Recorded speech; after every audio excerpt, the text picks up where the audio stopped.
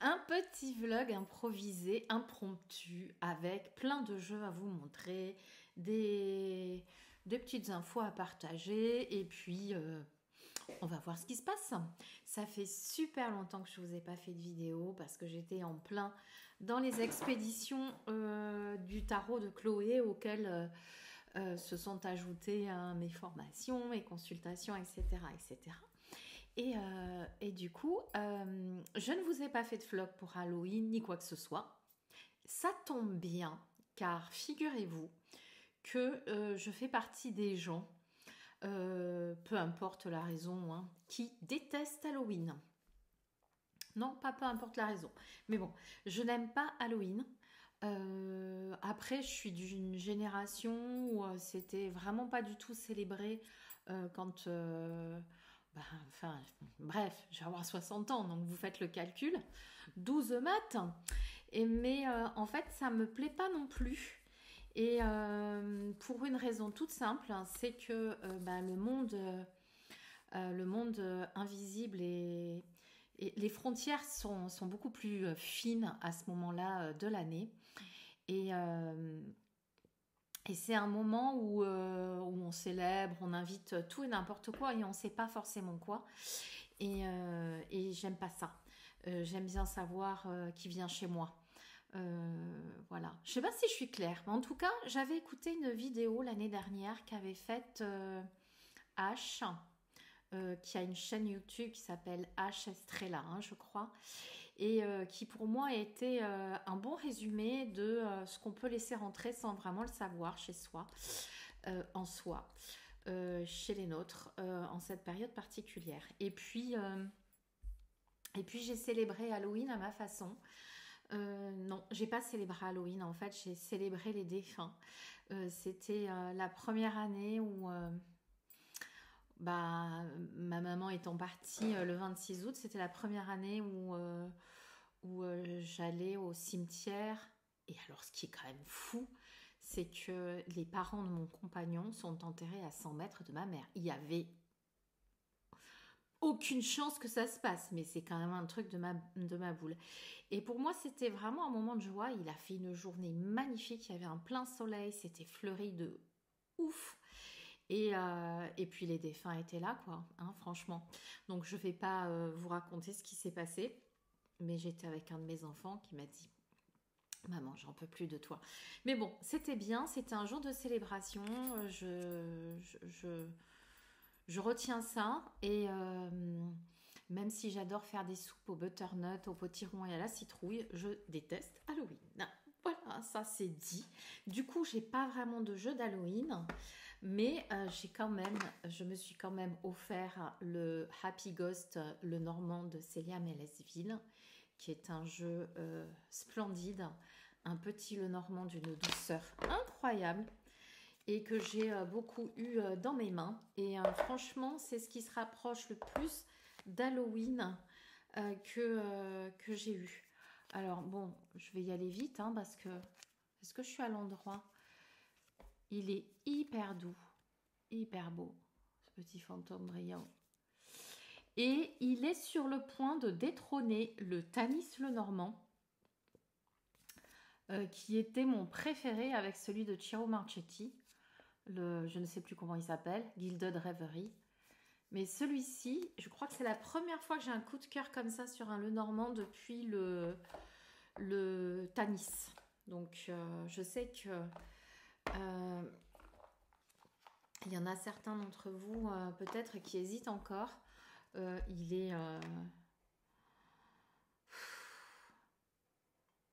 est juste, il est précis, il est doux, percutant. Et puis quel beau boulot, quoi. Voilà. Donc ça, c'était ce qui se rapprochait le plus d'Halloween et on va en finir avec ça. Après, alors j'ai pris mon sol bag, hein, le sol bag que je me suis rapporté du Tarot Festival, comme si j'en avais besoin, alors que j'en avais déjà un, bien évidemment. Dedans, ah oui, c'est pour ça que je l'ai pris. Oh, dedans, j'ai toujours celui-là, hein, qui me suit partout. Qu'est-ce que j'ai fait pendant que j'étais pas avec vous? J'ai fait beaucoup. Alors, j'ai fait des guidances en tarot psychologique. bien évidemment. Et j'ai fait beaucoup de tirages de Crowley parce que j'ai eu essentiellement des personnes qui étaient arrivées à un moment de leur vie où ils avaient besoin de faire un gros point, un gros focus. Donc du coup, je trouvais que c'était bien approprié. D'habitude, les gens qui ont ce type d'interrogation me prennent plutôt des lectures akashiques. Mais là, c'était aussi pour le tarot. Donc, pour les lectures akashiques, je fais comme d'habitude, hein. Mais pour les tarots, j'ai privilégié ce genre de tirage. Et c'est un tirage que vous pouvez retrouver, je ne sais plus dans quoi, c'est d'Emmanuel Iger. Si quelqu'un se souvient. Parce qu'évidemment, moi, j'ai tout mélangé. Le tirage de Crowley, il est superbe. Alors, il est pas super facile à faire, hein, bien évidemment. Ça demande quand même un peu de pratique parce qu'il y a quand même une quinzaine de cartes. Oui, il y a 15 cartes. C'est un étalement en 15 cartes qui est... Waouh! Je dirais bien un gros mot, mais il paraît qu'on peut pas. Et notamment les cartes karma général, destin de cette vie. J'ai toujours une petite appréhension à tirer parce que destin de cette vie, quand vous tirez une carte, ça peut être extrêmement perturbant pour la personne. Je me souviens qu'un des derniers que j'ai fait, le destin de cette vie, le karma, c'était le jugement, donc difficulté de reconnaissance, je pense. Mais le destin de cette vie, c'était le soleil. Waouh! C'était super beau. Bon, bref. Voilà, donc j'ai fait pas mal de tirages de Crowley. Donc on retrouve... alors, je ne l'ai pas retrouvé dans un livre, hein, je l'ai vraiment trouvé sur, je ne sais pas si les anti-sèches ou les 78 tirages d'Emmanuel Iger. Parce que c'est un tirage, je pense, qu'elle a traduit de l'américain ou quoi ou qu'est-ce, je ne sais pas. Mais pas de traces sur Google, hein, donc c'est vraiment juste ça. Et puis les journées de pratique avec elle. Pourquoi j'avais pris mon Soul Bag aussi? Ah oui, parce que j'ai reçu que j'ai pas mal utilisé aussi. Même si c'est pas waouh, c'est un peu chaud quand même, c'est un peu dur. J'ai reçu les breloques qui sont réalisés par les cristaux de Mimi. Les cristaux de Mimi, vous la trouvez sur Instagram. C'est une jeune femme que je connais. Hop, évidemment, j'ai oublié d'éteindre. C'est une jeune femme que je connais qui est de Strasbourg, qui est en Alsace et qui est lithothérapeute, que j'ai formée aux pratiques des lectures akashiques et avec qui je suis toujours en contact parce que quand elle a des questions, ben voilà, et puis bien, bref. Et je lui ai pris des breloques à tirer en divinatoire. Alors j'avais voulu en acheter chez Yéna il y a quelques mois, mais à chaque fois, j'arrivais, c'était épuisé. Et quand elle a sorti ça, j'ai dit, bon, c'est clair que j'y vais. Donc, vous pouvez la retrouver via Instagram, les cristaux de Mimi. Donc, moi, j'ai pris ça. Elle m'a accroché une jolie petite lune pour aller avec. Et puis, elle fait tout à la main. Mais quand est-ce que tu vois encore des gens qui font ça?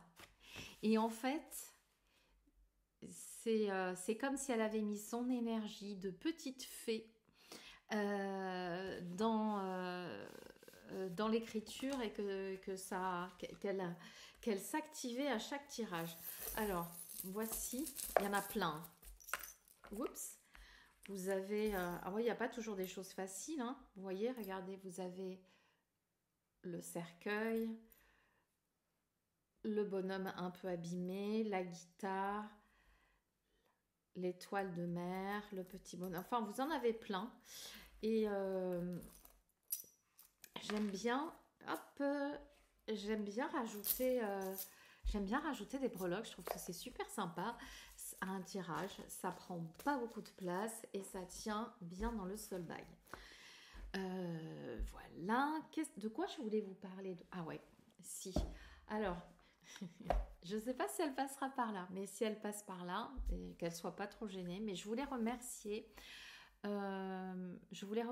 Audrey de la chaîne Audrey Pâquerette que je suis depuis cet été. Euh, Elle le sait d'ailleurs, on a échangé. Je voudrais la remercier parce elle s'est procuré mon jeu, je sais plus quand. Et elle a fait une... Et puis en plus, je ne savais pas, puisque Audrey Pâquerette, par rapport aux commandes que je reçois, on n'imagine pas. Par contre, elle a fait une présentation de mon jeu, La Voix d'Akasha. Et en fait, c'est un truc de fou parce que le matin même, j'étais en train de dire à mon compagnon, je suis fatiguée de... J'aime beaucoup être dans tout ce que je fais, l'édition, la logistique, les machins, les trucs, les bidules, c'est pas le débat. Mais en fait, ça vient nuire au processus de création qui demande du temps, mais pas du temps entre deux, du temps dédié, de l'introspection, un peu, comment dire, du ralentissement, ce genre de choses. Et je disais à mon homme le matin, c'était il n'y a pas si longtemps, c'était il y a une douzaine de jours, je lui disais, tu sais, là, j'ai déjà annulé vachement de stages par rapport à la fin de l'année depuis le décès de ma mère parce que j'avais vraiment besoin de me dire, là, j'arrive à un moment de ma vie particulier et je ne peux pas prendre des décisions dans le mouvement. Et donc ce matin-là, je disais à mon homme, j'ai un grand besoin de retourner aux fondamentaux, à l'écriture, mais je me sentais comme ça fait longtemps, je me sentais pas légitime. Ouais, je sais pas comment vous dire. Et voici pas que je vois la review d'Audrey. J'étais en train de faire mes paquets, je me mets la petite review, je regarde, et là, je me suis arrêtée parce que en fait. Je me suis j'ai redécouvert mon propre travail à travers les mots qu'elle a utilisés. Elle a pris le temps de lire tout ça et elle a fait cette review. Je me suis dit, mais mince, mais en fait, si je connaissais pas, enfin, si c'était pas mon jeu, bah, je l'achèterais. Et alors, c'est pas pour vous dire de l'acheter, hein, c'est pas le débat, hein, mais vous pouvez. C'est pour vous dire que depuis que j'accompagne dans l'édition Chloé, je me suis mis un devoir de tout faire passer avant pour Chloé, parce que je trouve que c'est normal, mais je me suis un peu oubliée. Et puis du coup aussi, peut-être que j'ai oublié que au départ, le fait que j'ai créé ma maison d'édition, c'était pour publier mon travail. Et en écoutant Audrey, je me suis dit, mais en fait, ce que tu fais, c'est très bien. Ça parle à des gens, ça résonne.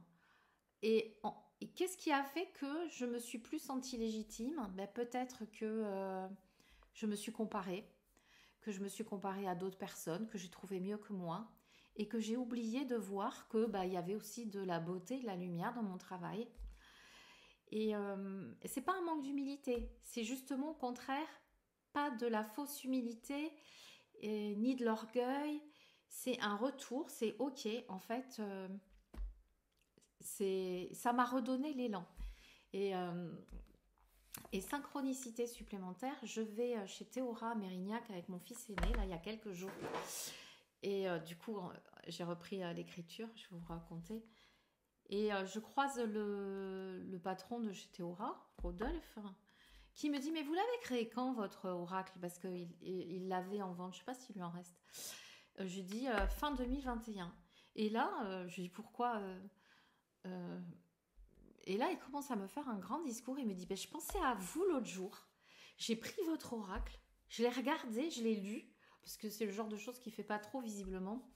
Et je me suis dit, punaise, mais c'est vachement bien ce qu'elle a fait. Et il y a plein d'autres gens qui ont sorti, mais c'est vachement bien ce qu'elle a fait.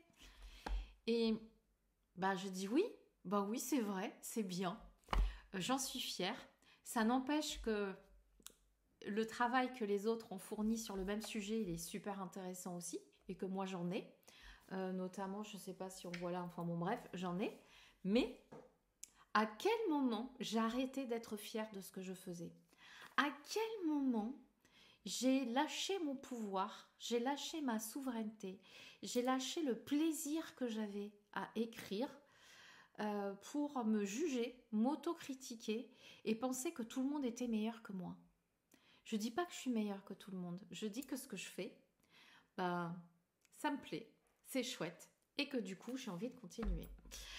Voilà, donc merci Audrey, ça m'a fait un bien fou de t'écouter, même si je vois tous les défauts qu'on peut pas s'empêcher, que je dis oh là non mon dieu là il y a une coquille et tout, ah franchement là c'est pas cool, ah non mais ça aurait dû être comme ça, c'est pas grave parce que ça je l'ai laissé de côté pour reprendre la joie qui est liée au processus de création. Voilà. Et du coup, j'ai recommencé. Je pense que j'en ai dit 2 mots, hein, mais c'était vraiment très très peu. J'ai recommencé à écrire. Alors moi, j'écris pas sur l'ordinateur. J'écris à la mano, quoi. J'écris à la mano. Donc voici le livre qui est dédié, qui est un livre comme ceci. Je vous montre pas, je vous montre juste la fin. Vous le verrez peut-être, j'espère, quand ça sera fini. C'est un livre de Angela Hartfield qui est décédée, qui est responsable de ces magnifiques oracles dans Murmure de guérison. Et la dessinatrice, c'est Joséphine Wall. Et il y a une énergie qui me convient tout à fait pour l'écriture. Alors, du coup, qu'est-ce que j'écris? Je suis en train de faire 2 choses. Ici, c'est un roman dont je vous parlerai peut-être un peu plus tard. Et la deuxième chose, je la fais sur ordinateur. C'est quelque chose que je n'avais pas voulu faire, je pense par un peu de l'orgueil mal placé, soyons clairs. Et puis, je fais sur ordinateur un manuel pratique pour réaliser des lectures d'âme, des lectures akashiques. Voilà. Je ne sais pas lequel des 2 sortira le premier, mais j'ai bien l'intention de les auto-éditer et de faire quelque chose d'hyper accessible. Voilà. Donc, je me remercie moi aussi parce que j'ai retrouvé cet élan-là. Ça demande du temps. Ça demande du silence, ça demande de l'attention, ça demande de la pleine conscience. Et puis ça demande de lire aussi, parce que je ne sais pas vous, mais moi, mon élan revient aussi quand je lis.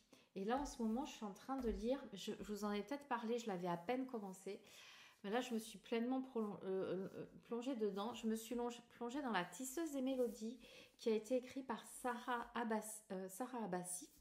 Voilà, que je ne connais pas personnellement, mais que je connais très bien sa sœur, qui me l'a envoyé, Léa, merci.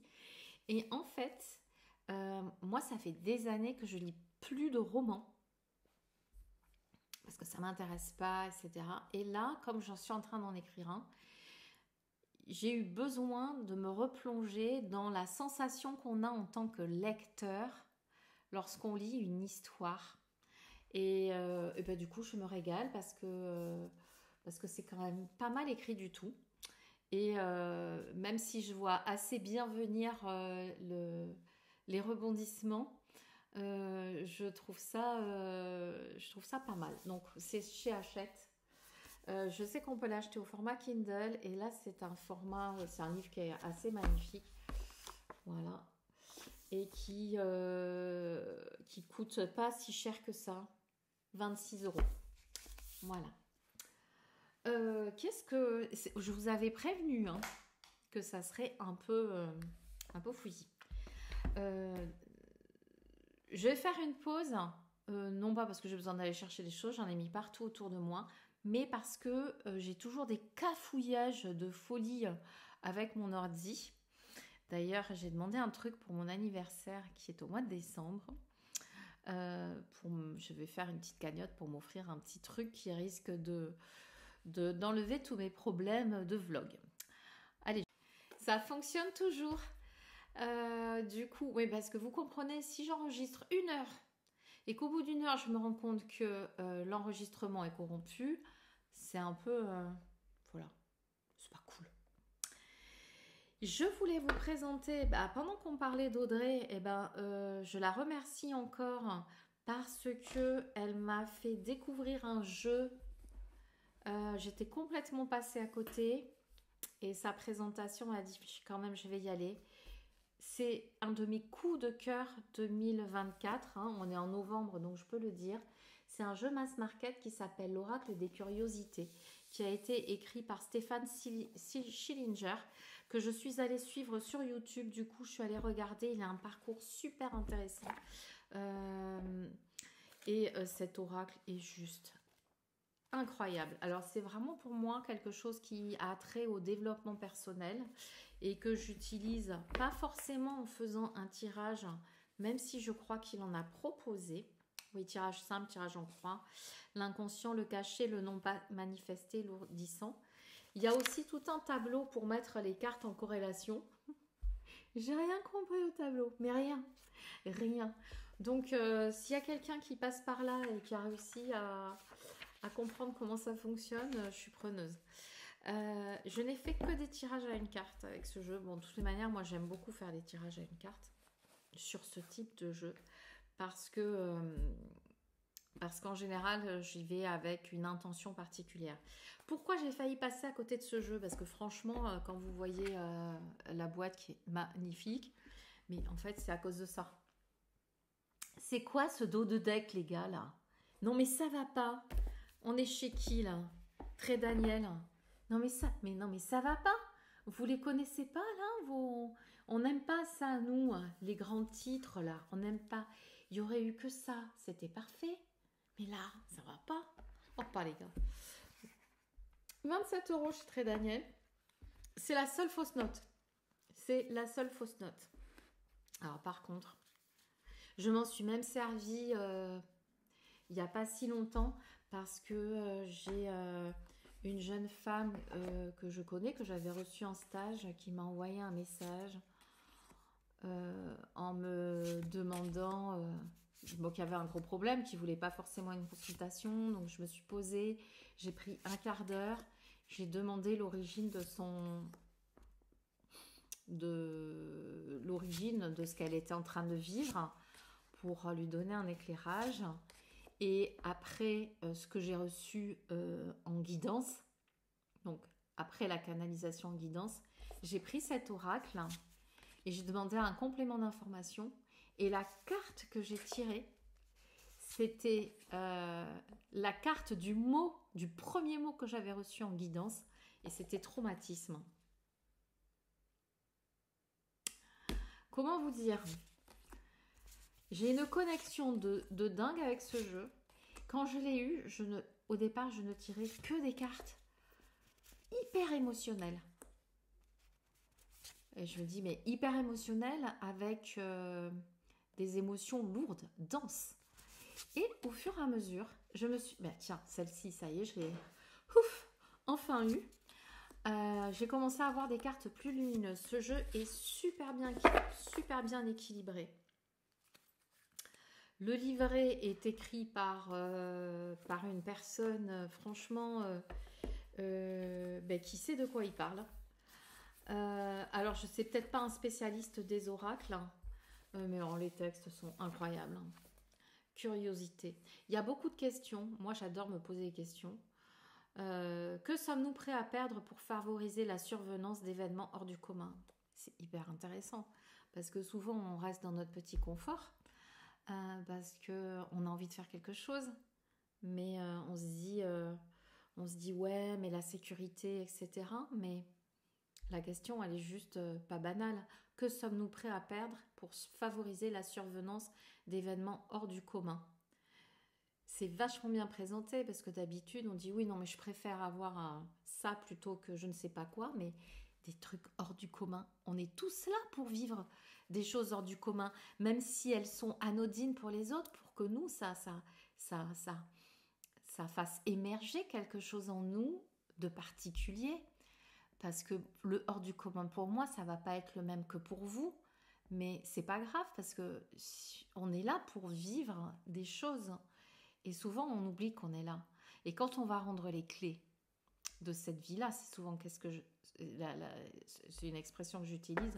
Quand on va aller rendre les clés, qu'est-ce qui va rester? Certainement pas des regrets. Si on s'est donné cette possibilité de lâcher et de faire venir à nous des choses qui font sens plus. Quel confort sommes-nous prêts à abandonner pour cela? Donc Stéphane Sillinger, je suis allée regarder, j'ai déjà oublié parce que là, comment vous dire que je ne sais pas si... je ne sais pas à quoi ça tient, j'ai l'impression d'avoir beaucoup moins de mémoire. Il a travaillé dans des grandes entreprises et après, il a tout lâché en 2017 et il a poursuivi une quête spirituelle. C'est quelqu'un qui est super intéressant à aller écouter sur YouTube. Il a une bonne bouille, il a une bonne énergie, une espèce de catogan, là, de chignon sur la tête. Voilà. Et franchement, alors je dis pas, et c'est que mon avis, hein, c'est un des oracles les plus aboutis que j'ai vu cette année. Et peut-être même sur d'autres années. Incroyable. L'oracle des curiosités. Je trouve que il est hyper bien pour les hypersensibles. Et dans la catégorie hypersensible, mais celui-là, j'ai pas trop bossé encore avec. J'ai pris celui-là d'Anna Sandrea, guérir de ses blessures émotionnelles, 77 cartes pour les reconnaître et s'en libérer. Je trouve que c'est en fait intéressant pour les thérapeutes. Alors, et le pochon là que je déteste ces pochons. Allez, hop. Bim. Oh, ça fait du bien. Anna Sandrea, c'est une personne que je suivais qui a créé des conférences, des semaines de conférences entières autour de la spiritualité. Et je ne sais plus comment ça s'appelait. Je suivais ça il y a quelques années et je crois qu'elle a écrit, c'est sa fille qui a illustré. Et en fait, vous avez des cartes de travail. Et je trouve que ça serait sympa pour des thérapeutes qui font des séances énergétiques ou des choses comme ça, de faire tirer des cartes comme ça aussi hein, en début ou en fin de séance aux personnes qui reçoivent, parce que il n'y a jamais de hasard et ça peut résonner énormément. Je suis pas hyper emballée par le graphisme mais qui fait bien le job, c'est quand même assez doux. Et on parle de toutes les blessures, de toutes les croyances. Il est bien fait. On sent que c'est quelqu'un, Anna, qui touche sa bille au niveau du développement personnel. Voilà. Donc ça aussi, hein, pour les hypersensibles. Et puis ça peut être aussi pour les personnes qui font des accompagnements en tant que... expérienceur, hein, que ce soit auprès d'un psychologue, d'un énergéticien, de ci, de là. C'est peut-être bien d'avoir ça. Et je ne sais plus s'il y a des tirages pour continuer le travail à la maison. Il est pas mal fait le book. Parce qu'en fait, vous avez un travail en plusieurs étapes. Vous commencez par identifier la source, l'origine de vos... blocage et après vous pouvez faire un changement de perspective. Donc c'est aussi bien un travail d'identification que de réparation. Très intéressant. Voilà. Donc évidemment, c'est pas le genre de jeu que j'utilise quand je veux faire de la divination. C'est complètement du dev perso. Mais en fait, moi j'adore. Et j'adore utiliser les cartes aussi comme ça.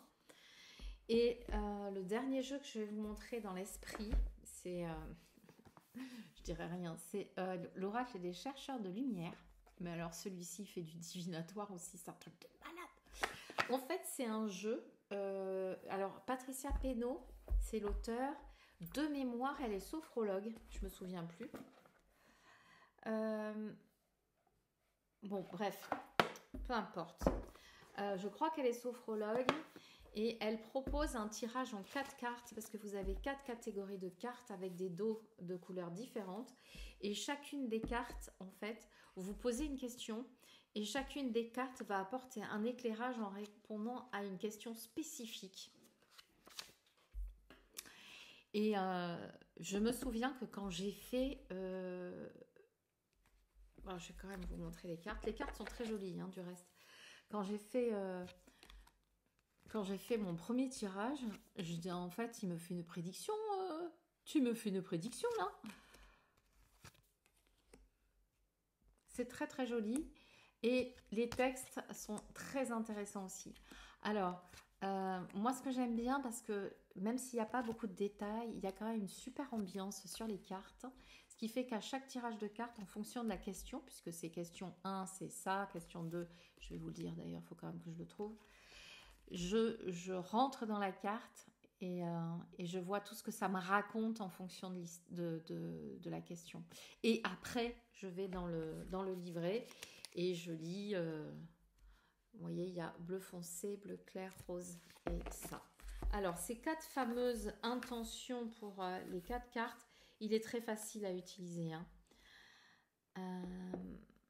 Ah oui, la première, alors si vous avez une question sur une expérience vécue, par exemple, vous allez poser une question. Pourquoi je vis une relation compliquée avec telle personne? C'est pas de la manipulation parce que vous ne demandez pas des renseignements sur la personne, vous demandez juste pourquoi vous vivez cette expérience, pourquoi cette relation s'incarne de cette façon-là. Et alors, la première série va correspondre au domaine de l'expérience. La deuxième série, donc, par exemple, si j'ai une relation, vous allez avoir... Alors, c'est quoi le domaine? Je ne me souviens plus. Vous allez couper, les gars, je sens. Je sais plus. Bref. La deuxième série, ça concerne le sens de l'expérience, le pourquoi. La troisième série propose un alignement de lumière qui permet de transmuter l'expérience en vous invitant à méditer sur le texte proposé. C'est un texte de réparation. Et la quatrième série délivre un message de lumière, c'est un message des guides. Cette carte contient un court message de vos guides. J'ai été bluffée. C'est un oracle que j'ai trouvé sur Vinted. Il y en avait plein. Je ne sais pas s'il a beaucoup plu finalement parce que j'en ai tellement vu et pourtant je le trouve moi fantastique. Il y a énormément de cartes. Alors moi je m'en fous qu'il y ait beaucoup de cartes ou pas beaucoup de cartes dans un oracle, mais dans la mesure où celui-ci il a, c'est pas marqué, il doit y en avoir à peu près 70, 84, vous voyez. Comme c'est divisé en 4, ça fait 84. 84 divisé par 4, vous avez 21 cartes par série. Ce qui fait que ça fait un nombre de combinaisons absolument incroyable. Et alors ce jeu pour les hypersensibles aussi, comment vous dire, c'est pépitas. Et il est sorti chez le Lotus et l'éléphant. Je trouve que le Lotus et l'éléphant est une maison d'édition qui commence à faire des jeux de plus en plus jolis et intéressants. Voilà, Patricia Pénaud et Francis Passini, Lotus et l'éléphant, 27 €. En fait, ces 3 jeux, je vous les ai montrés ensemble parce que pour moi, c'est des jeux formidables pour les hypersensibles, les sensibles, les émotifs, ceux qui juste ont envie d'aller plonger en eux-mêmes. Voilà. Donc, c'est OK pour ça. Moi, du coup, je vais faire une pause et je vais sortir les autres. Et c'est parfait. Après les jeux sur les hypersensibles, vous voyez, je me rattrape. Je ne vous fais pas souvent un vlog, mais là, je vous fais un vlog méga long. Donc, soit vous le regardez d'un seul coup, genre chill, au coin du feu, au coin du radiateur, avec des grosses pantoufles. Enfin bon, bref. Soit ça vous fait la semaine, j'en sais rien. Bref, du coup, je compense en vous faisant un énorme vlog. Qu'est-ce que j'ai d'autre à vous montrer? Ah oui, j'avais pris... En même temps que j'avais commandé le Little Ghost, le Normand Oracle, je ne sais plus comment s'appelle le jeu de Célia, le petit le Normand. Je n'avais jamais commandé, je me suis dit que c'était l'occasion de prendre le Liminality Oracle. Et en plus, c'est super parce que Liminal, c'est quelque chose qui convient bien en cette période où effectivement le voile du subtil est beaucoup plus fin. Et il est magnifique. Alors je m'en sers en carte de semaine, hein, comme ça. Super beau. Il a... On reconnaît bien l'identité, là, la boîte, tout ça, le travail de la boîte, le travail de l'édition, ça ressemble à Envolée sauvage. Il y a cette même délicatesse et c'est vraiment très joli. Tous les petits oiseaux en dorure archot. Donc français-anglais sur le guidebook. Il est sorti il y a un petit moment, je sais, et les illustrations sont extrêmement riches de détails. Bien évidemment, toujours anglais-français. Et c'est un joli travail de guidance qu'on peut faire avec. Les cartes sont pas très très grandes, juste parfaites pour ma petite main. Comment elle s'appelle celle-ci? Perdue. Voilà. Le mot-clé est très intéressant. Et c'est pas étonnant que je me sois arrêtée sur cette carte. J'ai discuté avec quelqu'un et quand... je sais pas si vous avez regardé le début du vlog où je disais qu'effectivement j'avais besoin de repartir sur mon travail de création. Et cette carte me parle parce que c'est un peu comme si je m'étais cachée derrière quelque chose, comme si je m'étais oubliée. Comme cette femme qui est à moitié dans sa lumière, à moitié cachée, qui se cherche, qui est submergée par d'autres choses. 19, intéressant. Bon, bref. Liminality Oracle. Parce qu'en fait, l'adjectif en français, c'est liminal, de mémoire. Très très beau jeu, mais bon, évidemment un jeu auto-édité, donc je ne me souviens plus du tarif qui doit être sur le site de Célia Melville. J'ai eu un cadeau. Si tu passes par là, tu te reconnaîtras. Je te fais des bisous et je te remercie parce que j'adore. C'est le Passwork Oracle. C'est le dernier oracle dessiné par Anna Tourian qui a été écrit par Daniel Ahern avec ma super prononciation. Les super boîtes de US Game System. Donc il est en anglais, hein, bien évidemment, mais super facile à traduire. Enfin, il y a du Google Trad. Et puis si vous aimez l'art d'Anna Tourian, enfin bon, moi je l'avais pas pris encore. Il était sur ma wishlist. Alors quand je l'ai eu en cadeau, comment vous dire. Voici le dos de deck. Il y a un gros travail énergétique. Je sais, il y a vraiment un travail énergétique qu'on peut faire avec cet oracle. Et il y a donc une petite phrase et plein de mots-clés. Donc là, vous avez « Je me pardonne » et pourquoi je me pardonne pour tout ce que j'ai fait, consciemment, inconsciemment, etc. Je lis pas là, je vous le dis. Le repos. Ah oui, il y a des mudras aussi, des positions de doigts qui apportent des choses spécifiques. Voilà. C'est un oracle très énergétique. Qu'est-ce qu'elle est belle celle-là. La compassion pour soi. C'est un mot qui revient beaucoup. Il y a des mots comme ça, comme la compassion, l'amour de soi, la gentillesse. Ça revient énormément. Et il y a un travail sur les chakras, bien évidemment. Moi qui adore les éléphants.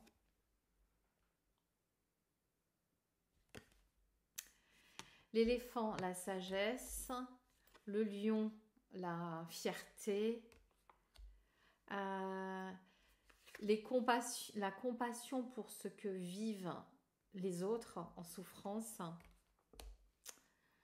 Il y a toujours la compassion pour les autres, la compassion pour soi. Il est superbe. Hein. On reconnaît bien l'art d'Anna Tourian et on découvre le travail de Daniel, dont je tairai le nom parce que je n'arrive pas à le prononcer. Voilà. Et puis vous voyez, hein, super facile à traduire, une petite photo avec Google Trad. On n'en parle plus. Il est... je ne sais pas s'il est au Salon des Arcanes. Peut-être, parce qu'il travaille avec US Game. En tout cas, il est sur la plateforme qu'on connaît bien à un prix incroyable. même si c'est un cadeau, je l'avais mis dans mon panier en attendant. Passwork Oracle. C'est un passwork, le chemin de travail. C'est un oracle de travail personnel. J'adore. J'adore. Alors, j'ai quelques tarots à vous montrer aussi. Si vous n'en avez pas marre, mais vu qu'on n'est pas en direct, je ne peux pas vous le demander. Est-ce que je vous montre ça? Non, je vous montrerai sur un prochain vlog. Je vais vous montrer un tarot avec lequel j'ai beaucoup travaillé ces derniers temps. Enfin, j'aime pas ce mot travailler. Que j'ai beaucoup utilisé ces derniers temps. Pour moi, c'est The Age of Aquarius Tarot. Pourquoi je l'ai beaucoup utilisé? Parce que j'ai fait pas mal de lectures akashiques ces derniers temps. Et c'est une énergie. Quand j'ai fini une lecture sur quelqu'un, je suis dans un état vibratoire particulier. Et je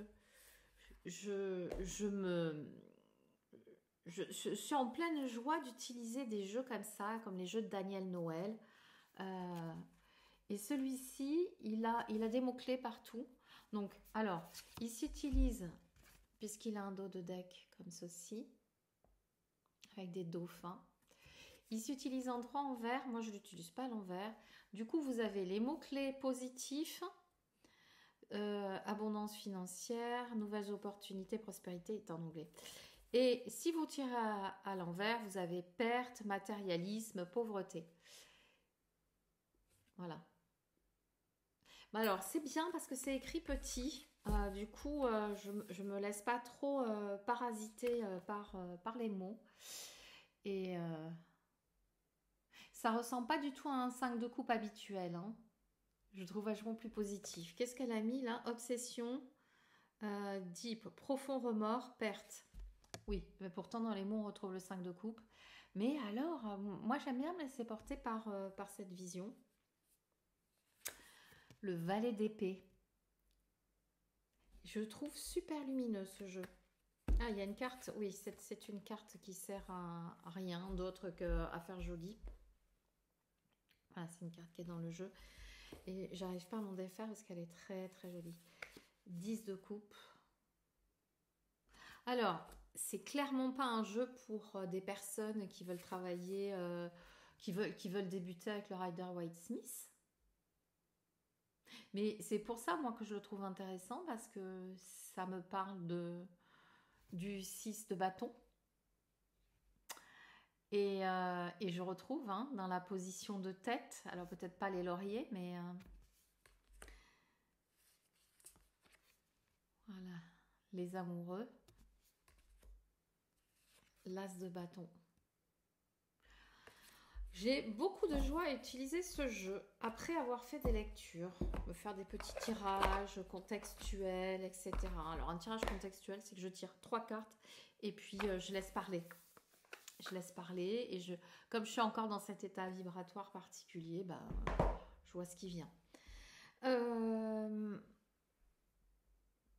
Je sais plus combien je vous ai fait de coupures. Non, je vais attendre un peu pour vous parler d'un jeu mass market. Alors celui-ci, il se trouve quand même que je vous dise pas de bêtises. Alors c'est une fille que j'ai suivie, une fille. Hein. Ça se trouve c'est une femme. Ça se trouve cette vieille femme.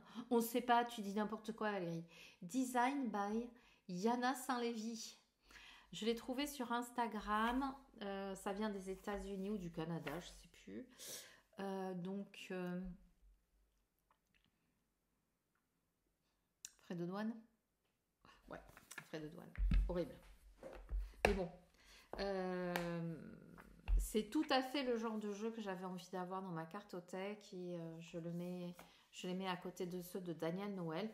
Quoique, j'ai pas réussi. Enfin, le Moonchild Tarot, c'est celui-là. Dark Shadow, je crois. C'est mon préféré de tous ces jeux-là. Voilà. Je devrais faire une vidéo parce que j'en ai quand même pas mal sur tous ces jeux un peu énergie, les perles, les cristaux, les galactiques, tout ça. Je devrais faire un petit truc. Bon, un jeu mass market. Vous voyez, je vous ai un peu tout mixé. Je me rends compte que je vous ai pas fait une déco de ouf, hein. Ah ouais, j'aurais dû tourner. Bon. Hop, voilà. Voilà, c'est plus joli comme ça. Allez, je vous présente un jeu qui s'appelle Every Little Thing You Do is Magic. Je crois que je vous l'ai déjà montré. J'adore ce jeu. C'est un jeu mass market qu'on trouve sur la plateforme que tout le monde connaît, qui est malheureusement en anglais et que je n'ai pas réussi à attendre en français. Mais il y a un petit livret et là, les illustrations... bon, il y a essentiellement des animaux et c'est là aussi où je me rends compte qu'il faut que je vous fasse quelque chose sur les animaux parce que j'ai tellement de jeux sur les animaux alors qu'il y a quelques années j'en avais pas. Ça c'est un truc pour mettre la carte, je l'ai jamais mis. Donc, hop, alors les cartes c'est des tailles cartes oracle. Moi ça me va bien parce que vous avez comme une porte l'entrée sur le monde du fou. Oh ouais, je vous l'ai montré celui-là déjà. Je suis sûre. Il me plaît beaucoup. 7 de coupe. C'est pas mal, hein? C'est bien vu, hein? Quand on connaît le rider. Fantasme, illusion, château en Espagne.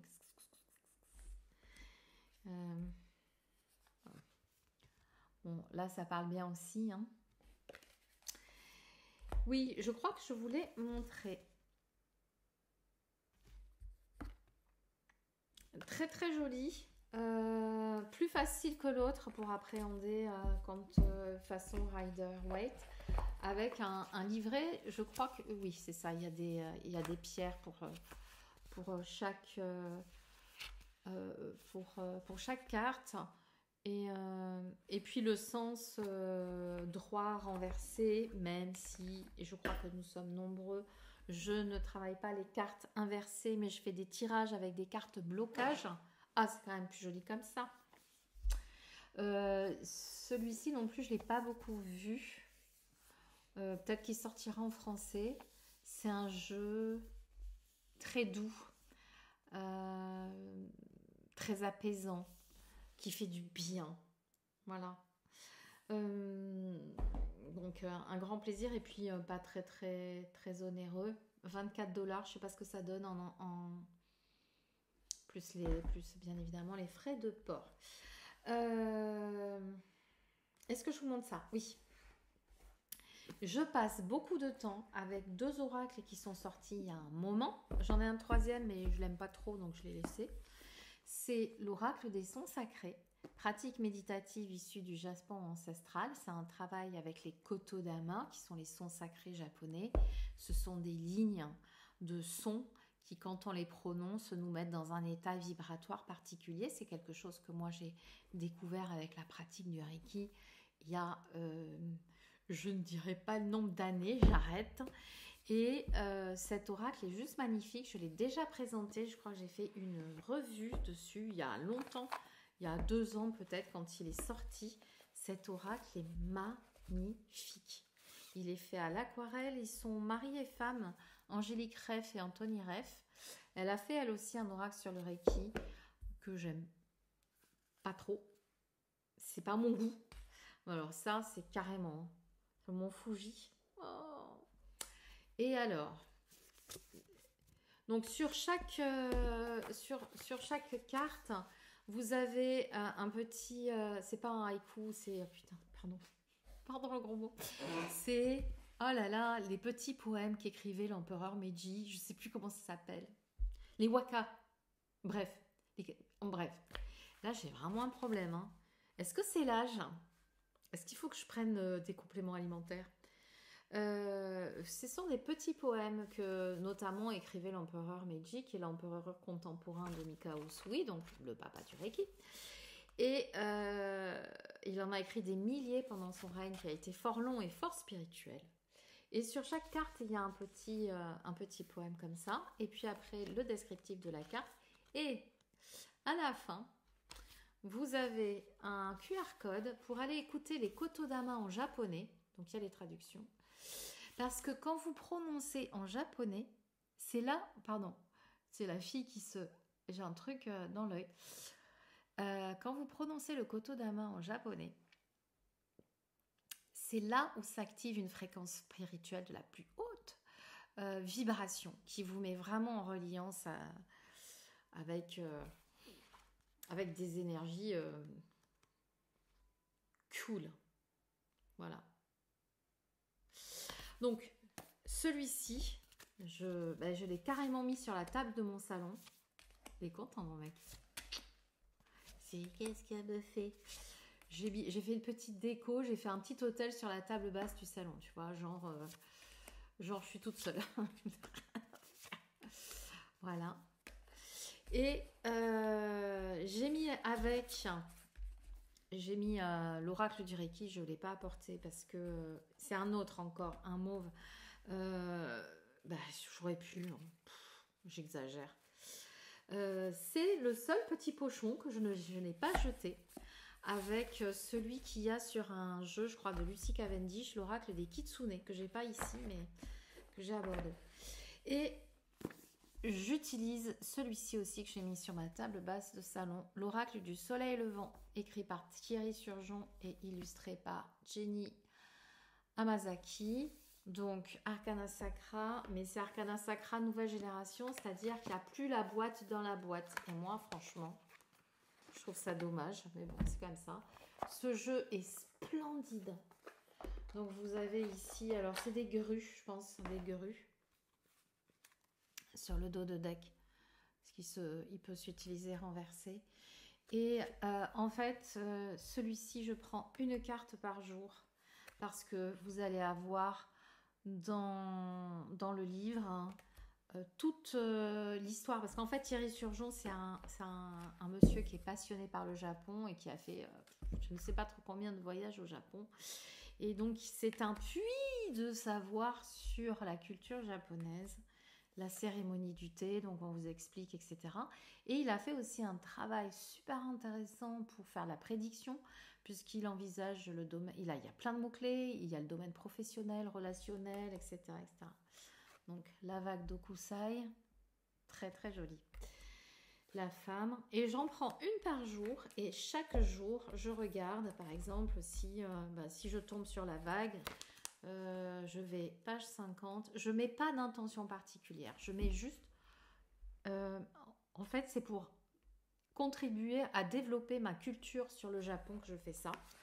Donc par exemple, si je tombe aujourd'hui sur la vague, je vais prendre toute la partie historique.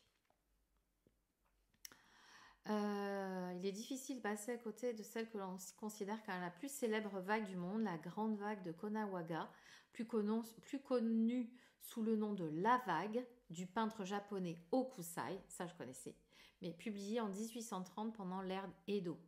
Mais ça je ne savais pas, donc c'est intéressant pour moi. Après chacun fait comme il veut, moi je trouve ça intéressant de savoir que c'était avant l'empereur Meiji, parce que l'empereur Meiji il est arrivé au pouvoir en 1862, je crois. Et la première chose qu'il a faite, quasiment, c'est supprimer les samouraïs. Enfin, interdire la pratique samouraï. Moi, je trouve ça passionnant. Bref. Après, donc vous avez tout le descriptif. Et puis après,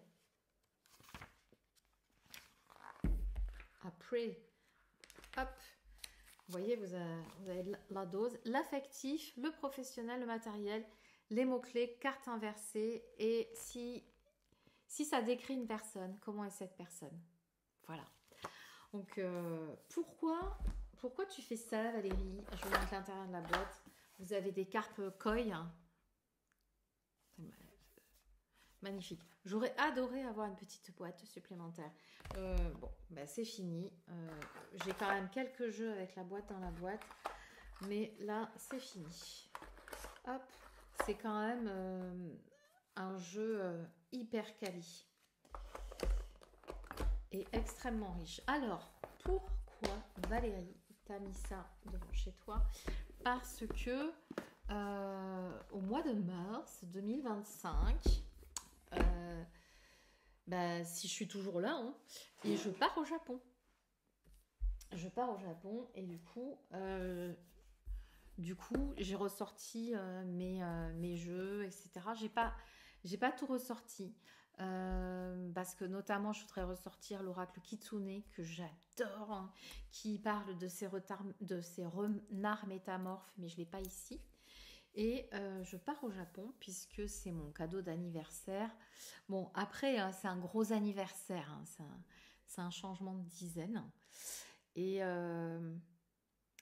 et puis voilà. Et puis comme j'arrive, je pense, à un moment de ma vie où je me dis que ben, j'ai envie de vivre plutôt que d'avoir. Et j'ai envie d'être aussi plutôt que d'avoir. Bah écoutez, mon amoureux, mon homme m'offre un voyage au Japon. Donc je me suis acheté ça. Et je suis en train de construire ce voyage au Japon et on part au mois de mars. Et j'ai pas envie de me spoiler parce que bien évidemment j'ai envie de découvrir, mais en même temps c'est pas un voyage qu'on fait tous les jours, j'imagine. Et il y a des choses que j'ai vraiment envie de faire parce que bah, le Japon, ça me parle. J'ai commencé le Reiki il y a 16 ou 17 ans, quelque chose comme ça, la pratique du Reiki. Donc j'ai énormément lu sur le sujet. Bien évidemment, le papa du Reiki, Mikao Usui, il est japonais, même si le Japon est arrivé en Occident et qu'on enseigne surtout le Reiki occidental, mais il y a aussi toute l'origine japonaise. Et, euh, et j'ai beaucoup travaillé avec les Kotodama, avec ces lignes de son sacré. Et bon, bref. Et Mikao Usui, il a eu son merde, son Satori, ça y est, j'avais encore oublié le mot. Il a eu son extase, son illumination sur le mont Kurama en 1921, 22, je me souviens plus. Et, et c'est quelque chose qu'on connaît, nous, les praticiens de Reiki. C'est quelque chose, on se dit, waouh, il a fait une méditation de 3 semaines, la méditation de la repentance du lotus sur le mont Kurama, à côté d'un petit temple qui est dédié au principe de la compassion, canon en japonais. Enfin bon, bref, je me suis dit, ça serait quand même cool que j'y aille. Je vais y aller. Alors, je sais pas si j'ai je vais aller sur le mont Kurama, les gars. Donc, ça, la voyagiste, elle connaissait pas. Pourtant, elle connaissait bien le Japon. Mais je sais pas si... Non, bah, je l'ai... si, je crois que je l'ai là. Je vais aller là. Donc, hop. Parce que, comme de par hasard, hein, j'ai des stagiaires, hein, des anciens stagiaires que j'ai initiés jusqu'à la maîtrise Reiki, qui sont partis au Japon et qui en reviennent là, et qui m'ont rapporté plein de petits cadeaux.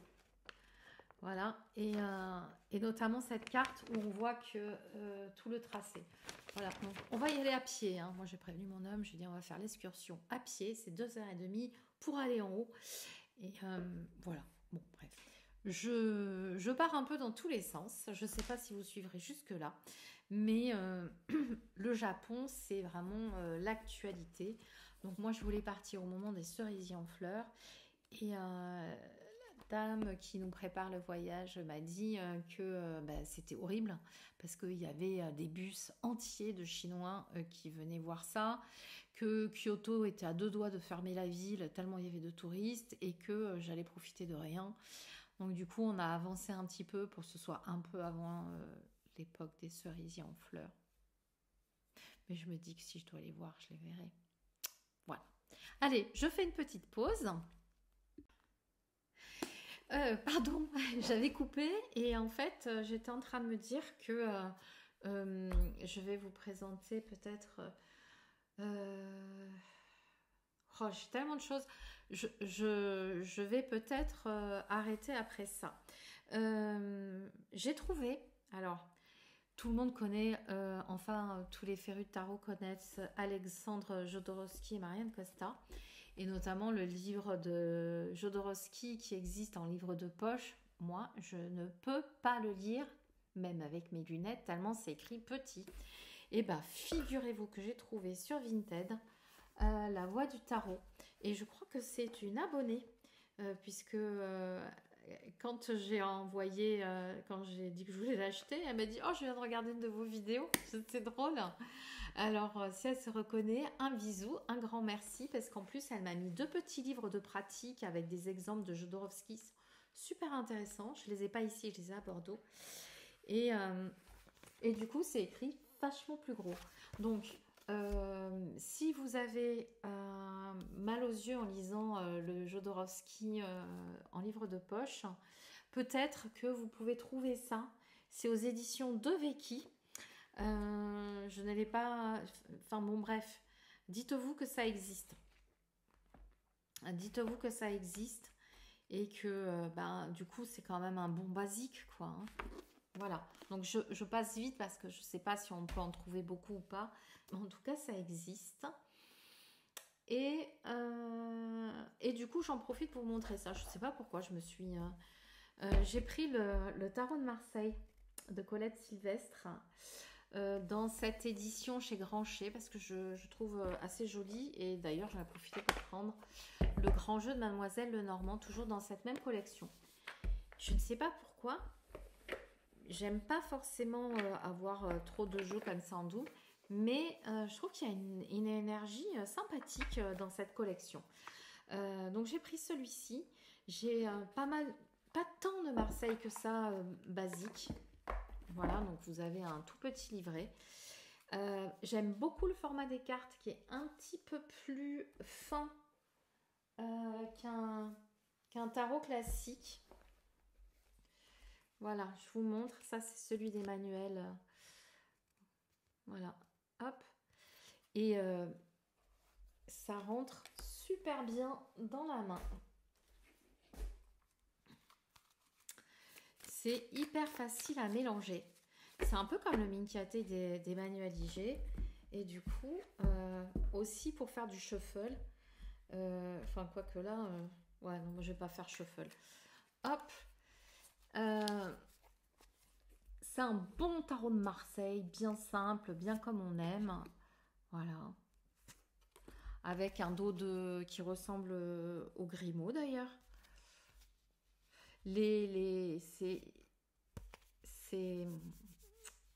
Ça glisse super bien. Je suis fatiguée, je crois. Glisse super bien. Et je trouve que c'est bien de repartir au basique. Et je ne sais pas pourquoi. Ça viendra pas de moi, ça c'est sûr. Hein. Mais je sens qu'il va y avoir un retour sur le tarot de Marseille. Bon, moi je suis pas une grande experte sur les mineurs Marseille. Je l'utilise à ma façon et ça marche plutôt pas mal. Et, et je me suis aussi pris de passion pour le livret du Minchiaté dans lequel Isabelle Nadolny a travaillé avec la numérologie. Elle a ajouté vraiment des choses sympas. Je les aime bien, c'est en noir là. Voilà.